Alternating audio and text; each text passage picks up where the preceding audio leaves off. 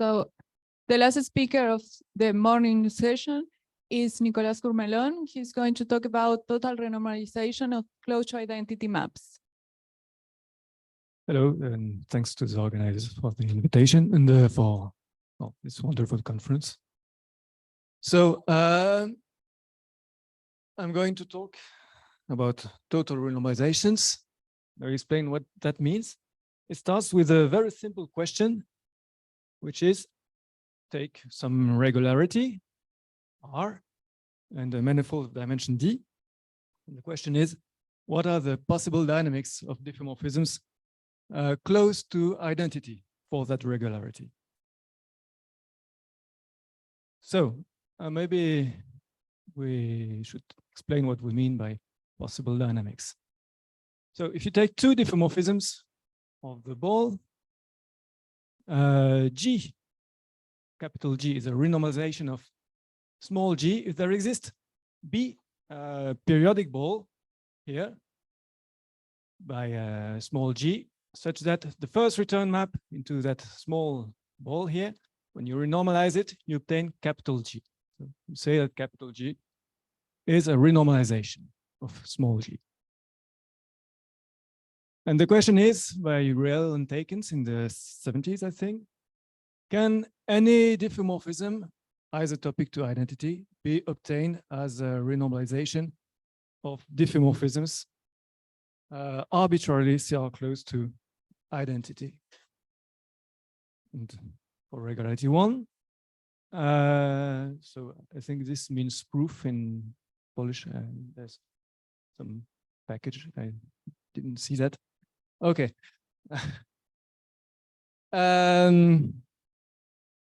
So you fragment that that diffeomorphism G into a composition G1, G2, G3, Gn, so that the distance, the C1 distance between G, K, and identity is that. And then you conjugate it by a homothety. And what is nice in C1 topology is that conjugacy by such lambda with lambda smaller than 1 does not change the distance, the C1 distance. And then you plug that into rotation of angle 2p, 2 pi over n. And this does it. Problem is for r greater than 1, when you conjugate, well, you multiply distances by this constant here. So you would probably need more iterates here and it would be more difficult to plug it. So it's still possible up to a regularity less than D. This is a new house Rell Takens. What you do? Well, you fragment again your diffeomorphism, but into more elements. So n to the t minus 1 elements, so that the distance is the same here. And then when you conjugate, well, the distance will increase, but it will still stay small. If you take lambda equal to 1 over n, then you need much more iterates. It is still possible. You need n to the d minus 1. It's possible to plug it into a small rotation of a thick d minus 1 torus. So this works like that. And then you embed it into B to the d. Then there's that remarkable result in any regularity by Dima Turaev, which says that any generic G diffeomorphism is a renormalization of small g CR close to identity. And so I would not be able to give the proof in 3 pictures. But the idea is this: build is very involved, very subtle, build chains of heteroclinic tangencies, Henon-like maps, obtain Henon-like maps.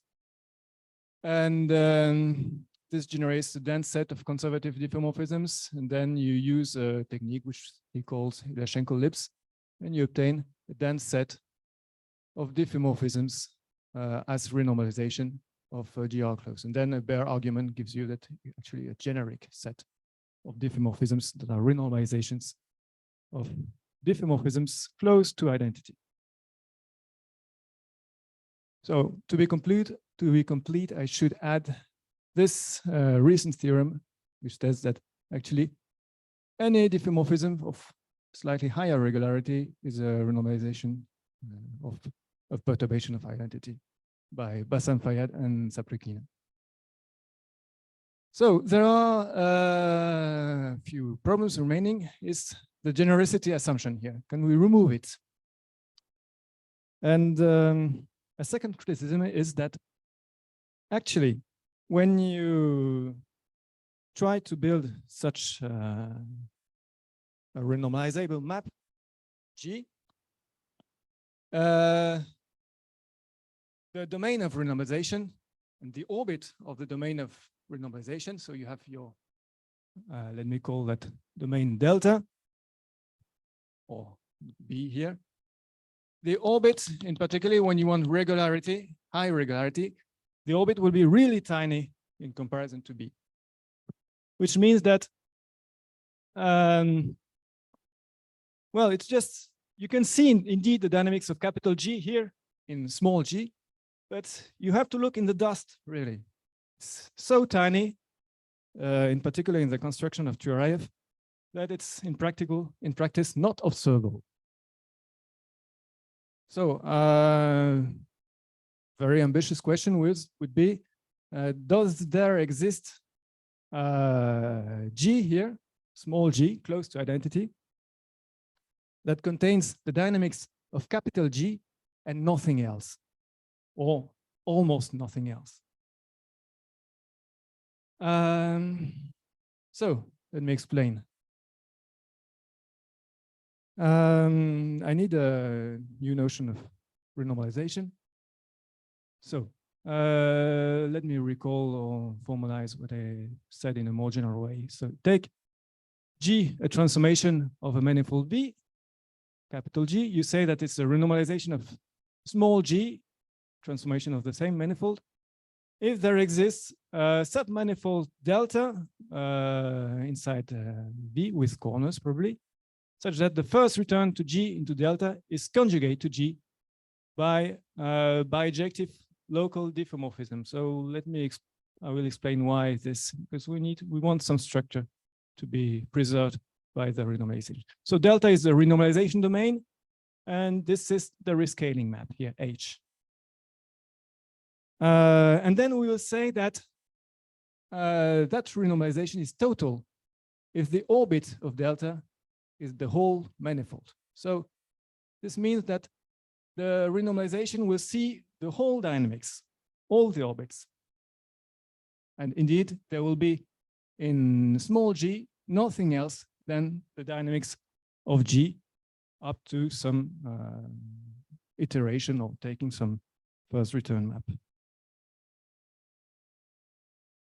All right, let me give examples of total renormalization. So for those who know interval exchange transformations, the Rauzy-Veech induction is a total renormalization, a very elementary one. Well, it's not the subject of our talk, so I'm not going to explain that.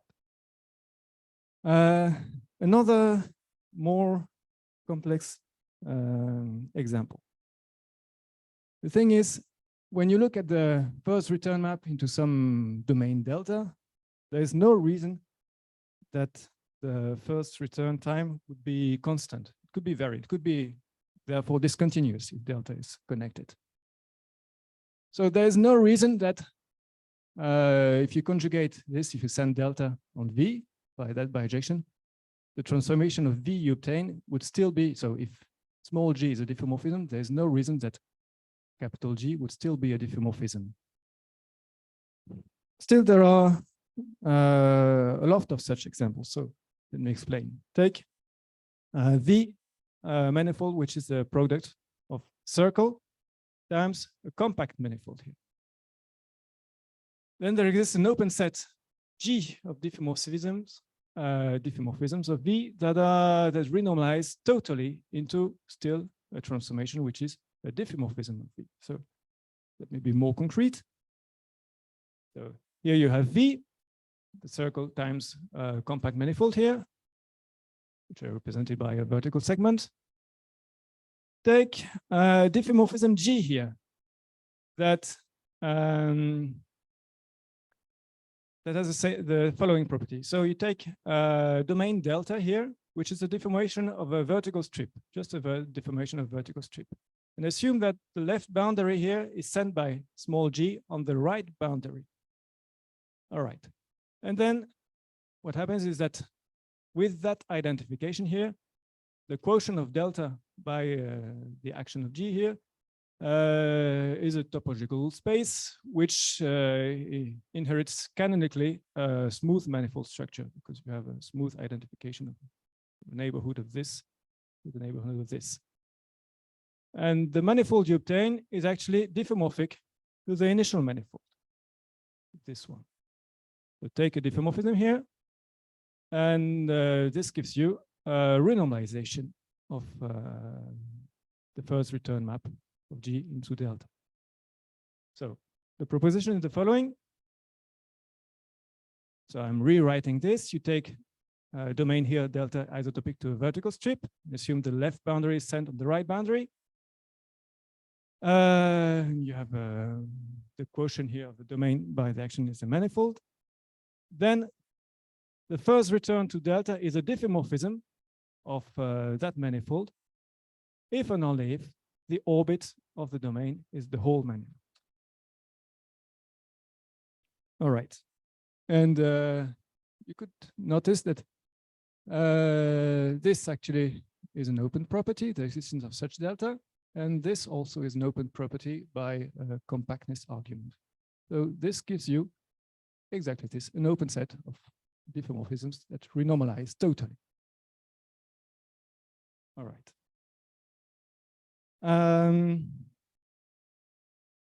With that example, I think I can state what happens here. The main theorem, which is the following. So take any irregularity between 1 and infinity, and any diffeomorphism of that manifold, isotopic to identity, then it is a total renormalization of some diffeomorphism close to identity. And so moreover, you have some condition here.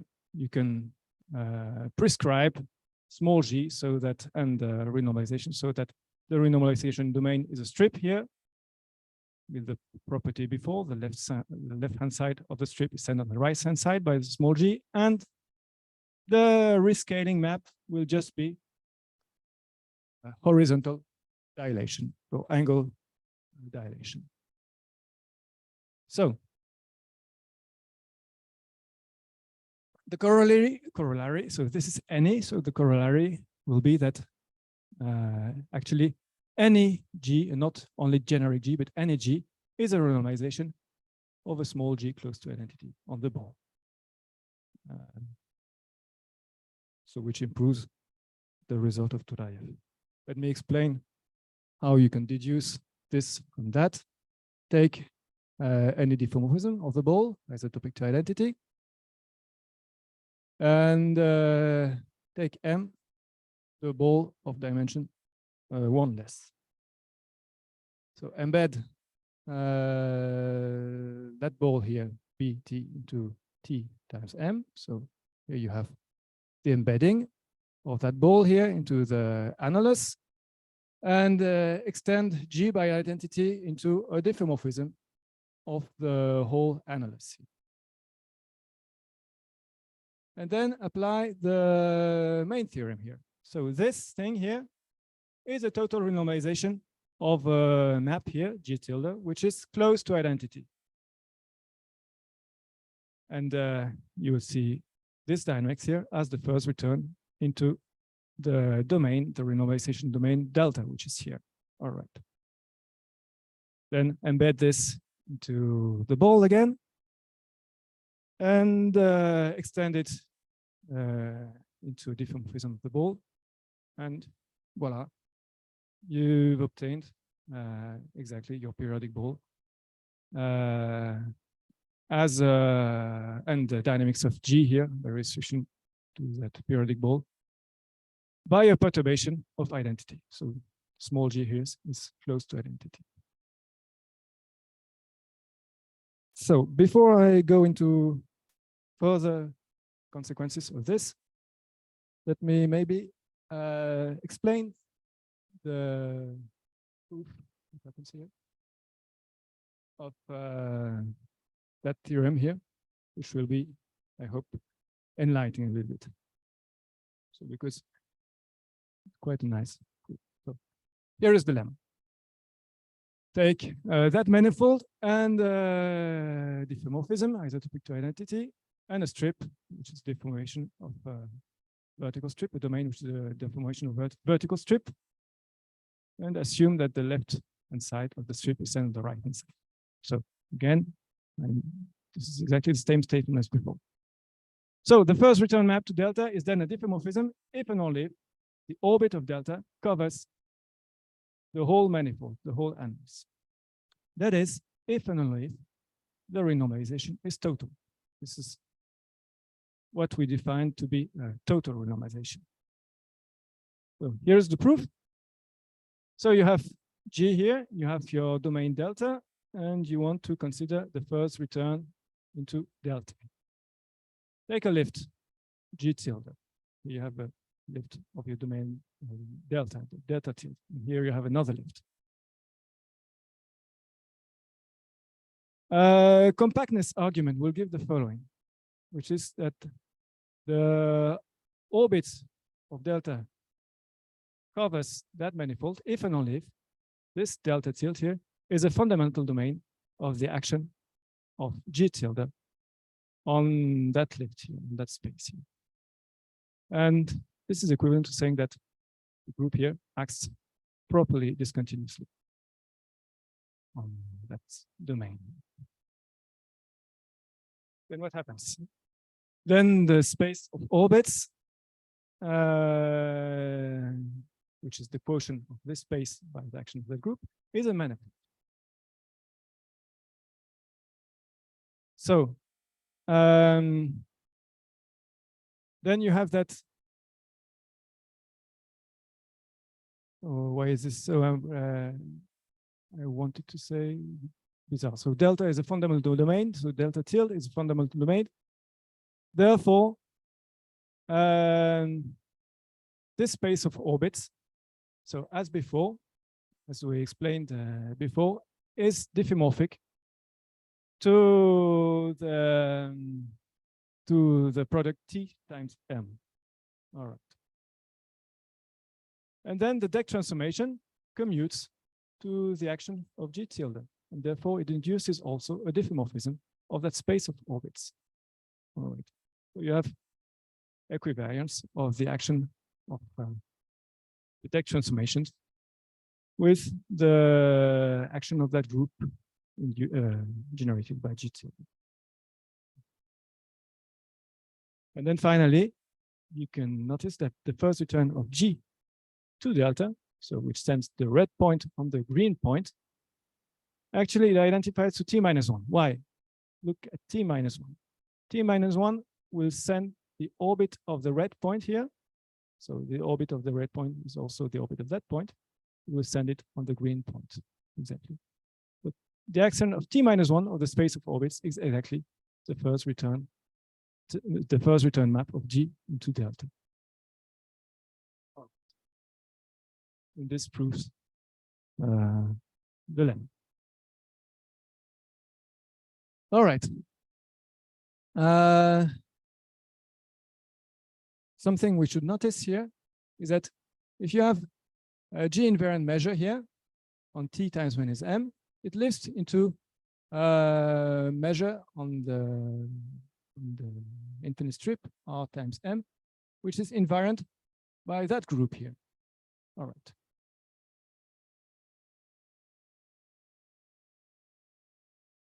You have to prove it. You have to prove that the first return actually you cannot. And the reason is that the left strip here is sent on the right. The left side is sent on the right. So you have to arrive here.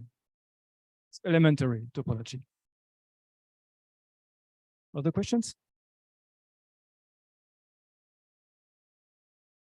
So, well, you take any G invariant measure here, it lifts into G tilde T invariant measure in the strip here.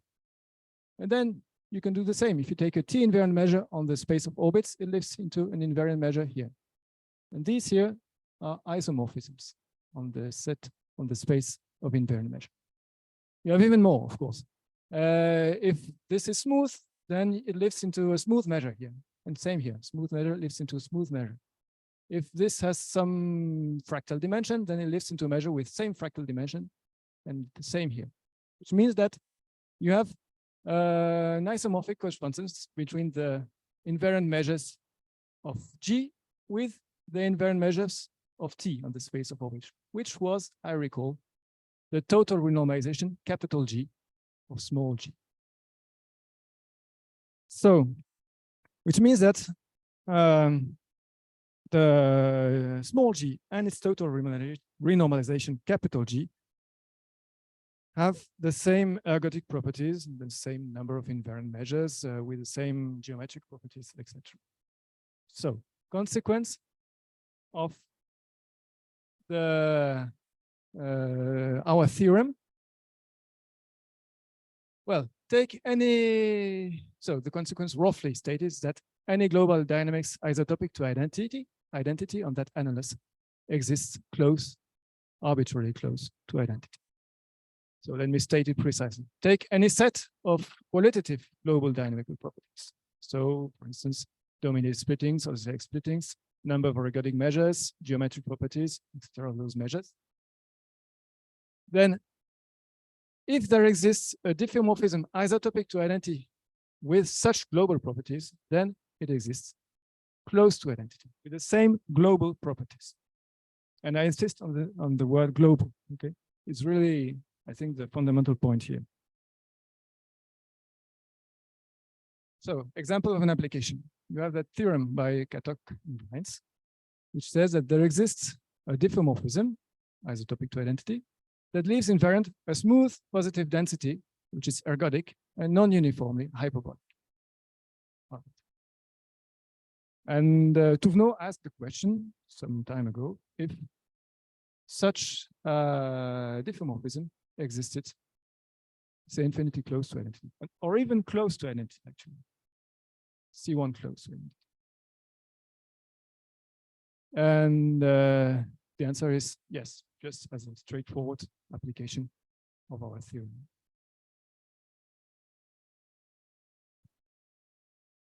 Zero is homotopic to identity. Exactly. Yes, of course, non-either homotopic. You take the annals of map, which is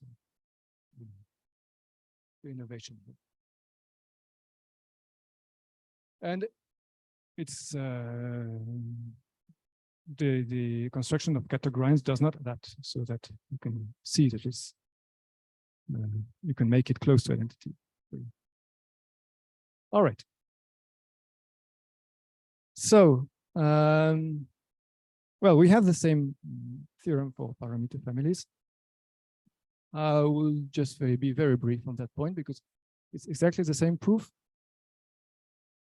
So take, well, you can adapt it. It's not exactly, but you can adapt it quite easily.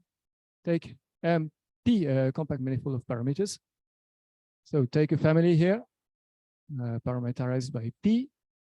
You can see it as an element of the group of diffeomorphisms of this space.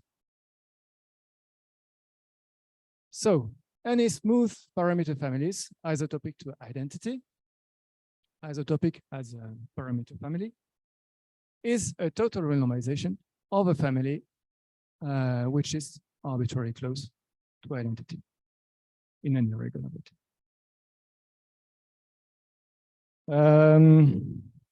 So in particular, if you build some bifurcation by a parameter family isotopic to identity, then you can see the global properties of that bifurcation arbitrarily close to identity. All right. And moreover here, I did not say, but the rescaling map is the same for all the GPs here. So you have the same rescaling domain, renormalization domain, and the same rescaling map. You can make it so at least. So let me now, how much time I have left? What time is it? 25, perfect. So here's this here. And let me explain the ideas. Actually, I will explain more than the ideas, what you will see. I will just focus on the diffeomorphism case, forget about parameter families. And what you will see actually is complete proof. There will be very little technical details that are hidden.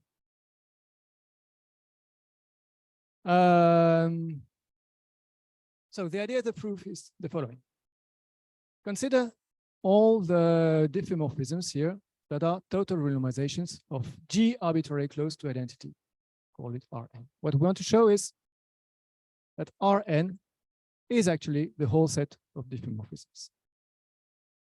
So a problem is that that set has a priori no structure, which means that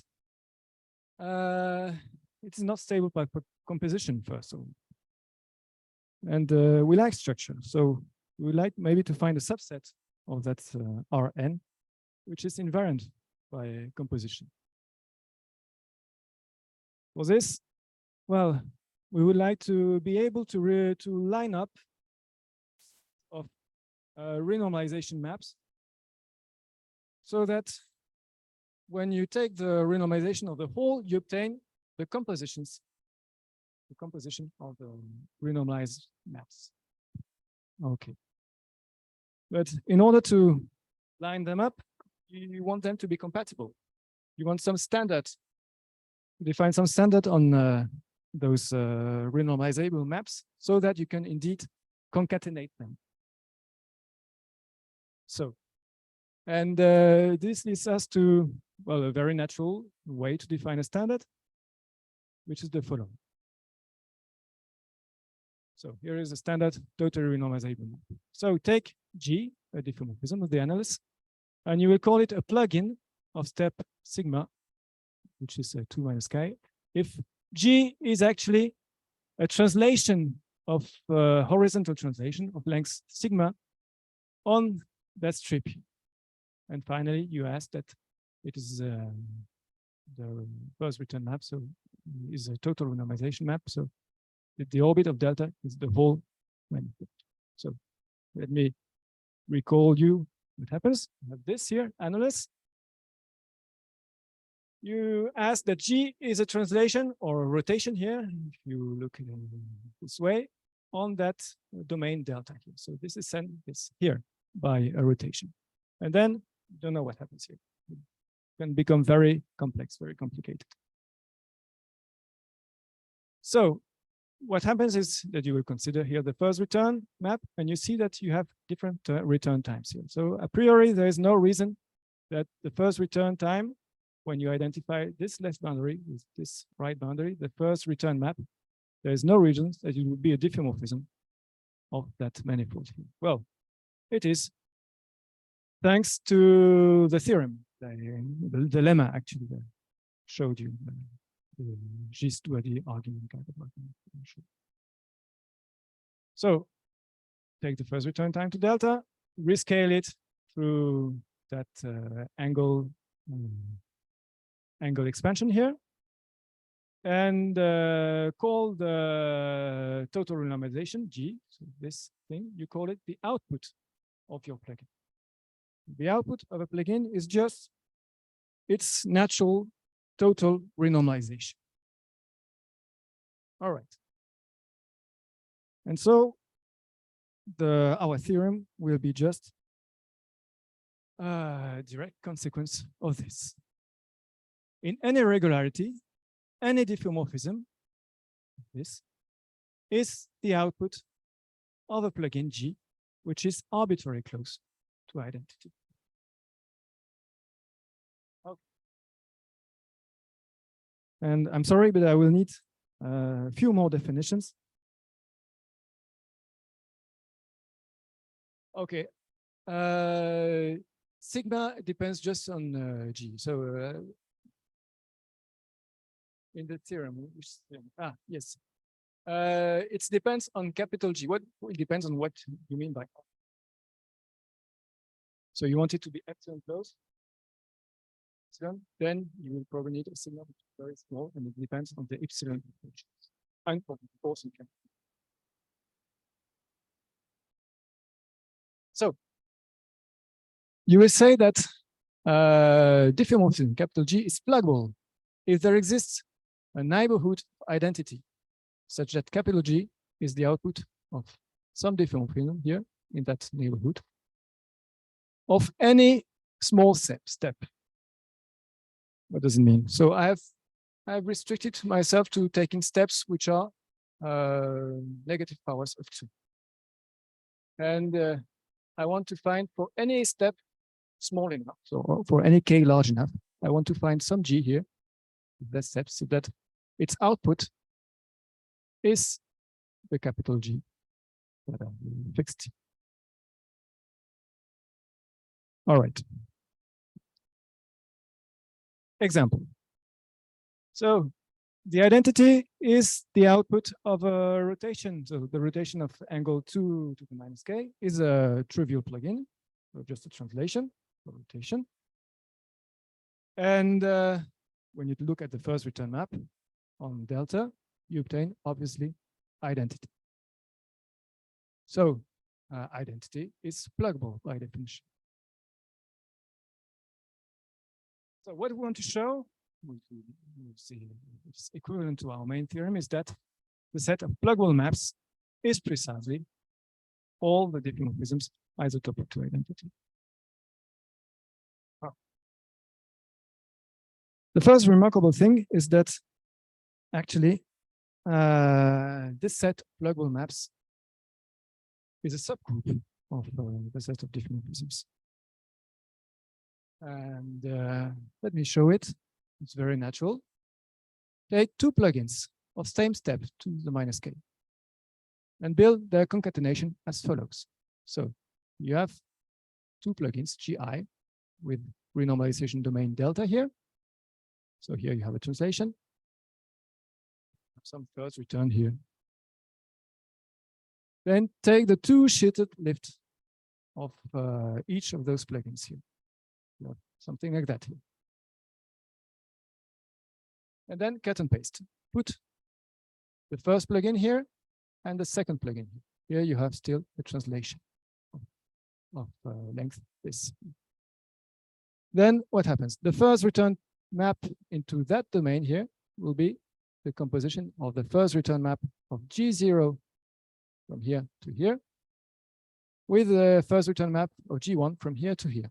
Therefore, and then this is not any more plugin, but if you rescale it through angle halving, you obtain a plugin here whose step, you noticed here, I had a step 2 to the minus k. Here I have the step 1/2. So the concatenation is a step, is a plugin of step. And the thing which I just said here is that the output of that concatenation is indeed the composition of the output of G1 with the output of G2, or G0 and G1, sorry. Little mistake. All right. And well, if you look at the definition of pluggable, if capital G1 and capital G2 are pluggable maps, then you can find G1 and G2 of any small steps whose outputs is capital G1, capital G2, and look at the output of the concatenation. It's capital G1 composed with capital G2. You have here plugins of all of arbitrary small steps, of any small steps whose output is precisely the composition. So this proved that this set here is invariant by composition. Well, you need still to prove that it's invariant by inversion. A naive idea would be to, well, if you have a plugin, take the inverse of the plugin. It will give you some kind of a plugin, but which will go to the, which will not turn to the right, but turn to the left. And you expect that the first return map to this domain will be exactly the inverse map of that you initially wanted. The problem is that you will obtain the inverse map up to a conjugacy by a symmetry, an angle symmetry. So I cheated here a little bit.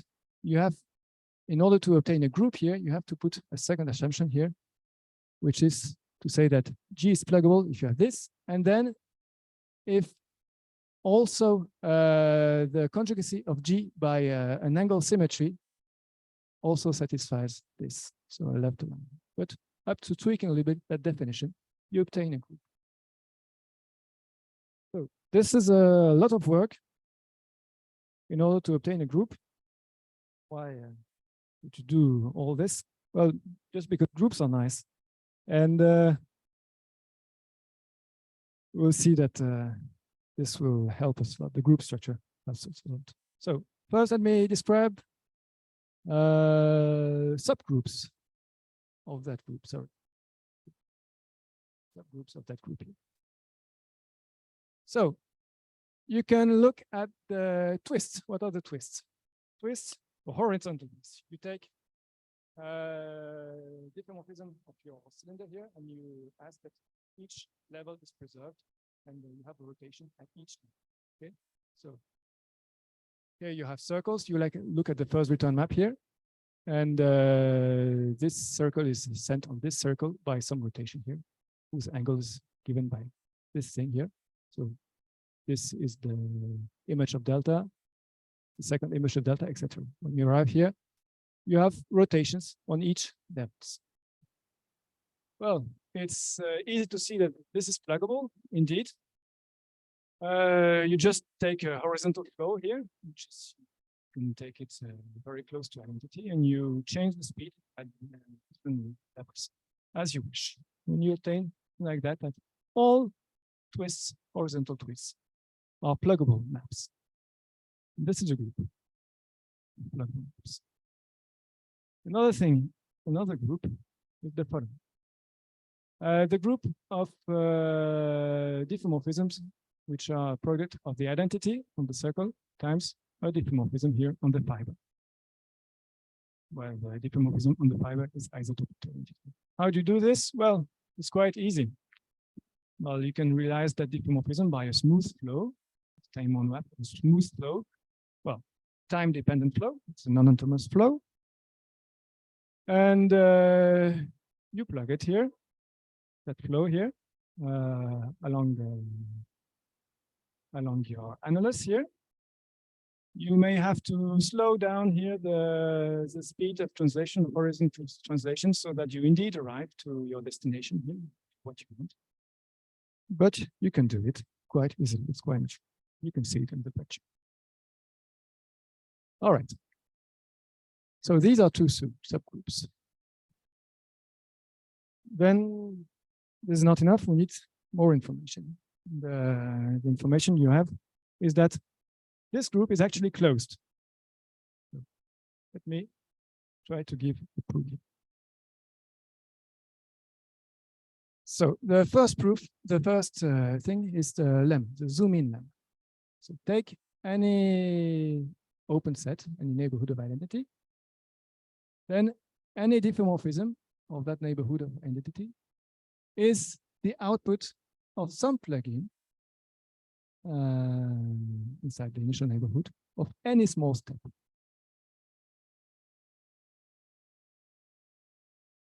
So let me prove it.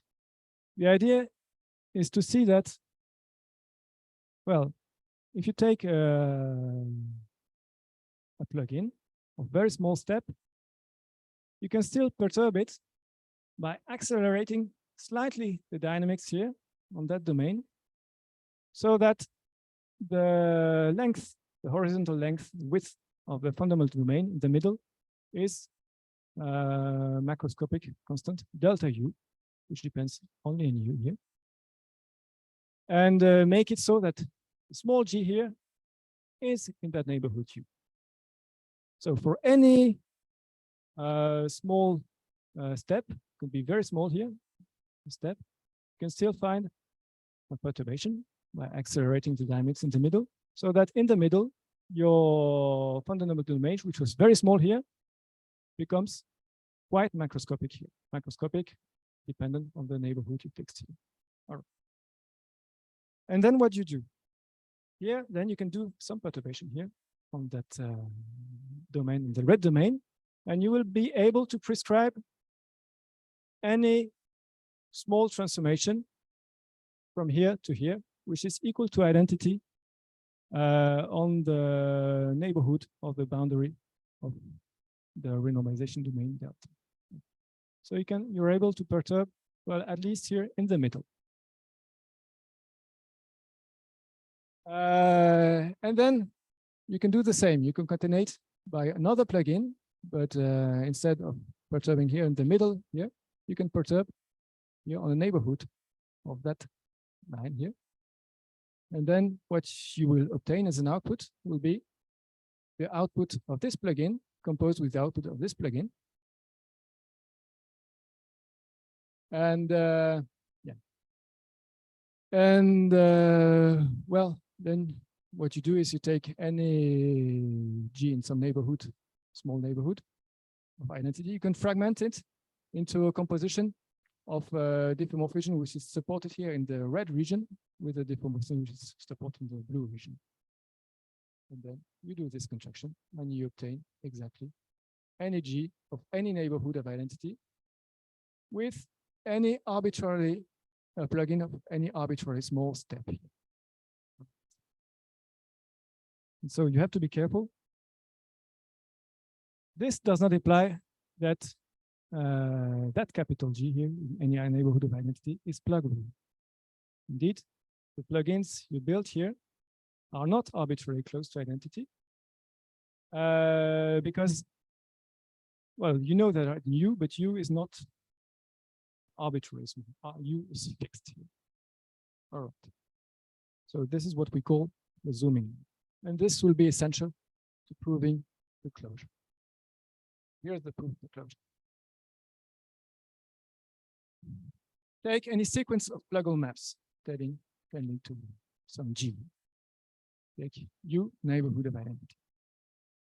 G is then the composition of GK, which is the output of F in U for any small step. This is just because GK is pluggable. This is by definition of pluggability. And then what you have left is this.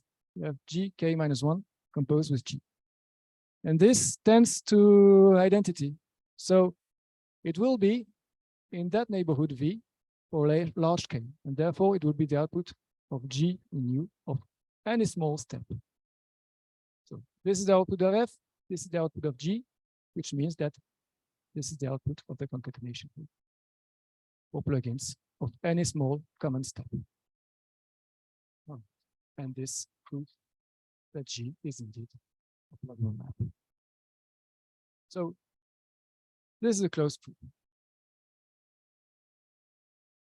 Then when you have closed groups, and, Lie groups of infinite dimension, you have a lot of things you can say about them. You can study the Lie algebra. So let me explain that.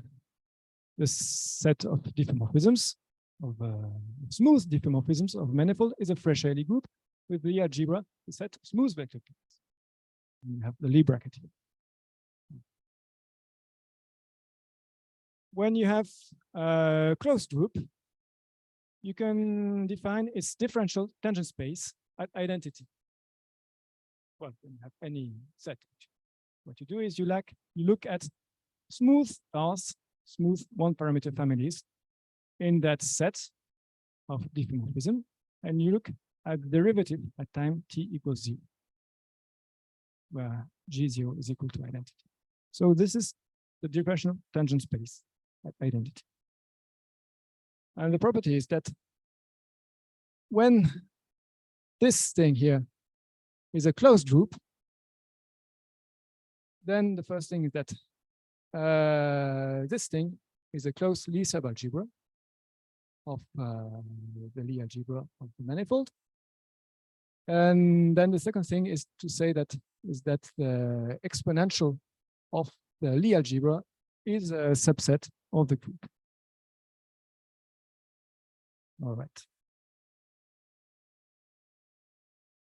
In general, you have to notice this will not be equal, and even this is not equal to the set of diffeomorphism as respect to an entity, just because the Lie group of diffeomorphism is not what we call an exponential Lie group.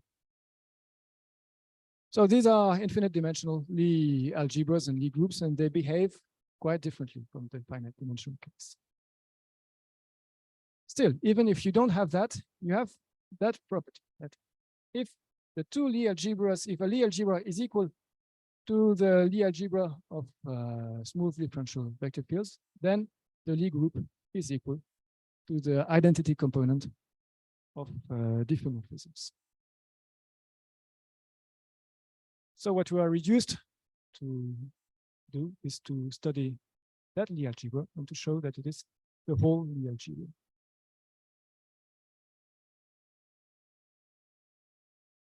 It's a general stackable closed Lie groups. Yes.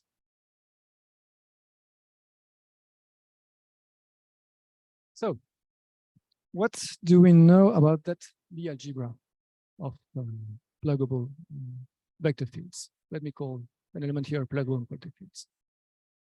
Well, it contains, you remember that the group of pluggable diffeomorphisms contained two Lie subgroups, G1 and G2. Well, of course, the Lie algebra will contain the corresponding Lie algebra, the Lie algebra of G1, which is, so G1 for the set twist maps, horizontal twist. The Lie algebra is a set of horizontal vector fields that are invariant by the T action. Horizontal T action by horizontal rotations. Okay. So this is it. Then you have also the Lie algebra of G2. G2 was the set of diffeomorphisms that are the product identity with any diffeomorphism. The Lie algebra will just be the set of vector fields, vertical vector fields here, that are also invariant by the T action. It does depend only on one, not on the other. If you take the sum of those two Lie algebras, you obtain the Lie algebra of T invariant vector fields, which is obviously not enough. There are plenty of other vector fields. But there is one Lie algebra, which is the Lie algebra of vertical vector fields. These all fields that are tangent to the fiber here. We call it G3. And the lemma is that G1 and G3 generate all vector fields. It's like that. It's the formula. Well, it's not that difficult. You take any vector field here in G1, another vector field here in G3. You look at the Lie bracket, compute Lie bracket, you obtain F here and here something, which means that if you add an element of G3, you'll be able to change that something into anything. And you are done. So what we are left to prove after this is that G3, sorry, is in the Lie algebra of pluggable vector fields. No. All right. How do we do it? There's a very important proposition, which is the following, which is that if a vector field Y is an eigenvector of some adjunction map, yeah, adjunction by X of some pluggable vector field, which means this. X, Y, lambda, and actually, what we want more precisely, I didn't want. We want that lambda is non-zero. What happens then? Then, if X is in plug, then Y also in the set of pluggable vector fields. So maybe you can prove it. Recall the zooming lemma. So you take U neighborhood identity, then there exists another neighborhood, probably very small of identity, such that any diffeomorphism in that neighborhood is the output of some plugin here in U of any small step. So you take U and V as in the lemma. And then a computation gives the following. You take the time t flow of Y. So Y and X are like that. Then this is equal to the following composition. You have to compute it. It's not difficult. You have here the time S over lambda flow of X, where lambda is the eigenvalue here, times that flow here, which is a very small flow because when S is large, okay, times this flow. X is pluggable, which means that that flow of X is also pluggable. Same here, it's pluggable. And this here, when S is large, this is very small, therefore it is in V. And therefore it is the output of a plugin of any small.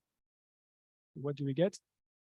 You get, this is the output of something of any small step. This also, you get this thing, the output of three ways concatenation of some FGH in U of any small steps.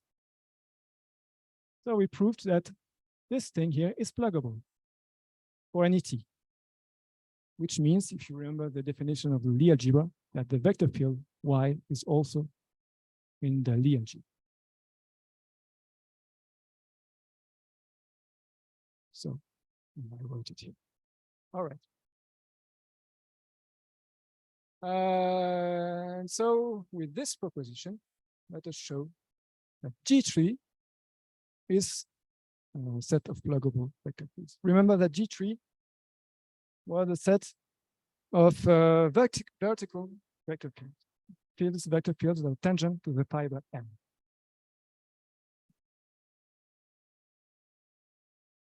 So here's the proof. Take any X in the vector field tangent to the fiber M, and any G, a function from the circle to R, smooth function. Then from this here, you can define here an element of G2, which is just taking that vector field and translating it on all the fibers. So you have here a vertical vector field, which is independent on theta. So it's invariant action. Well, you can render it dependent on the fiber by multiplying it by a function of the angle of the fiber, okay, G theta. And this is a vertical vector. It's in G3. By the Fourier decomposition theorem, if you take any vertical vector field here, you can, so G3, you can decompose it into a smoothly converging series here of vector fields of this form, GK.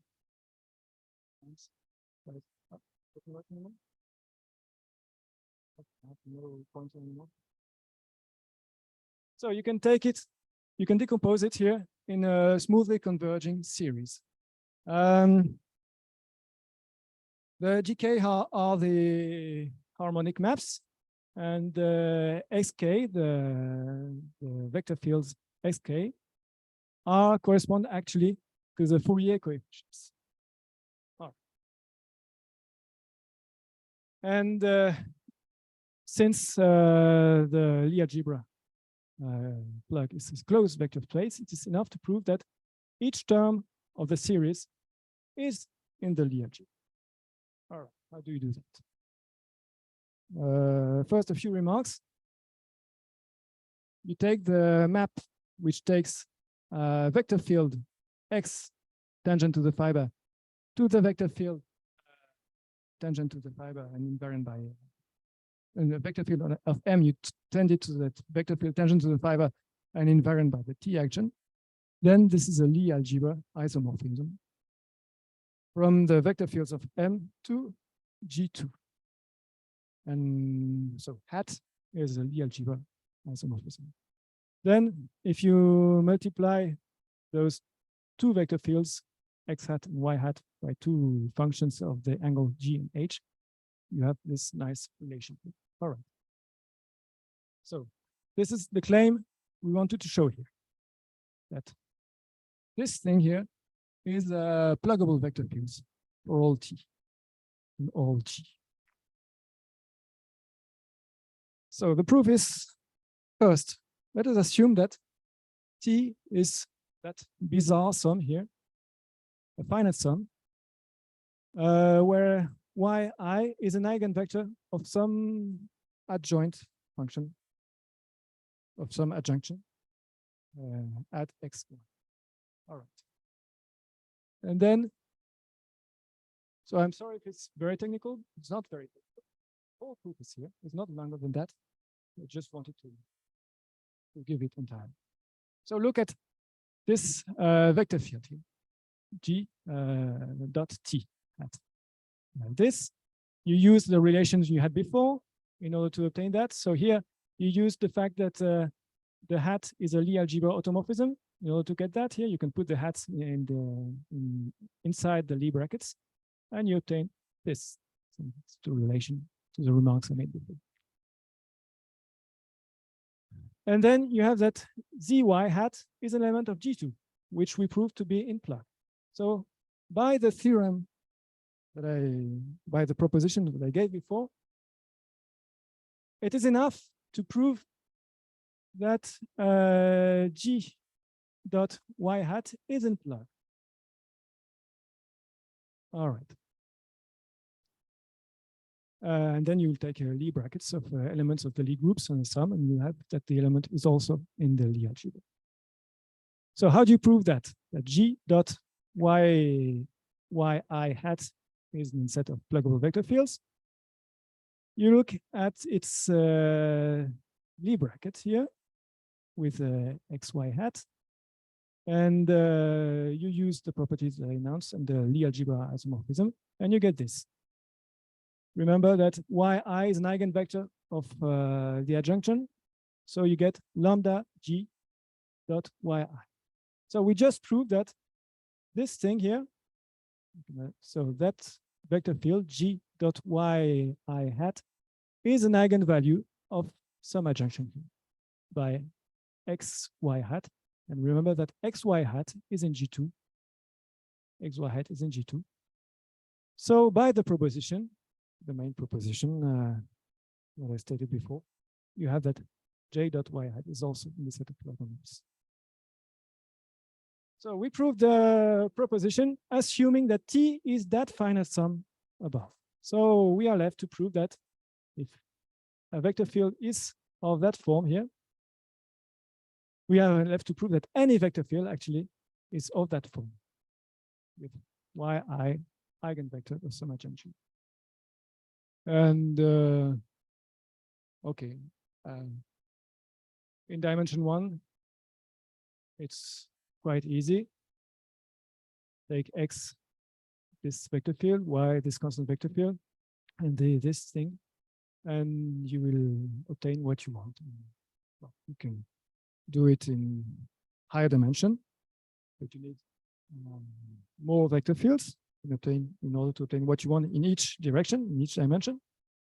And then on any manifold, you will use a partition of unity, and you will be done. So this is actually the only a little technical part, but it's not that, just one page of computations. All right. I think we're done.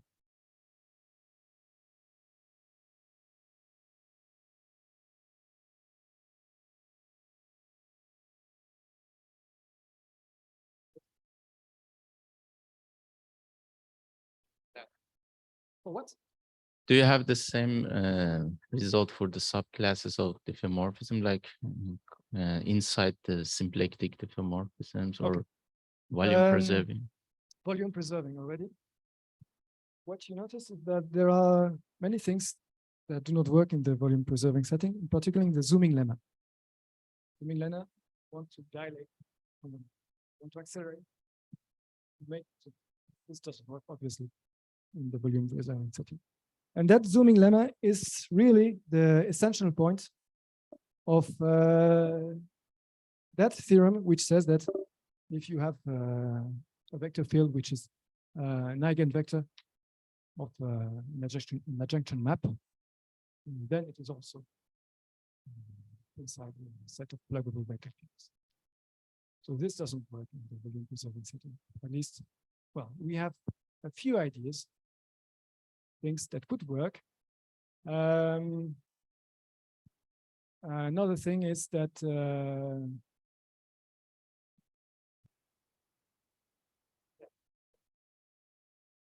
but even G1 and G2, you have to think so the quiz map, it is inside, but you have the thing is actually you don't have all the quiz maps. You have a set of Hamiltonian quiz maps inside it.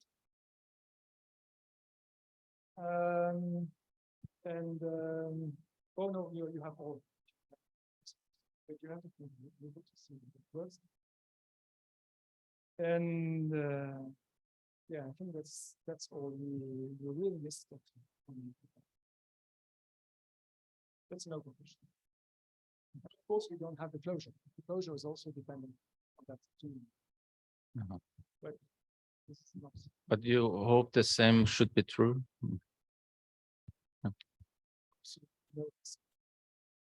So later on, Berger and Turaev just show that found a group of generators. So that show that any symplectic dimorphism on such an analysis can be approximated by quiz maps, and on the torus. So this gives us a potential set of generators. We don't know how to obtain those quiz maps, those vertical quiz maps. Anyway, probably I would say that there is an invariant, which is precise in abstraction to obtaining such quiz maps. We're thinking kind of directional invariant, or I don't know. Yeah, I have to think of it. It could be that there's an invariant, an integral invariant.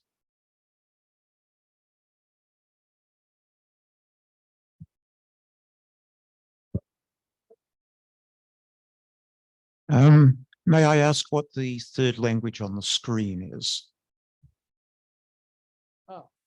This is Polish. The last one is Breton. Thank you. Merci.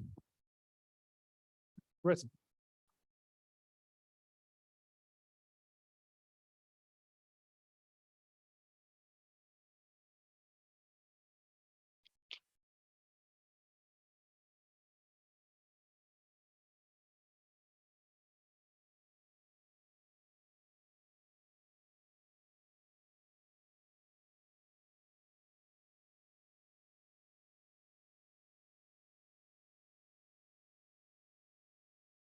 So what? Sorry? Very good. Can I take the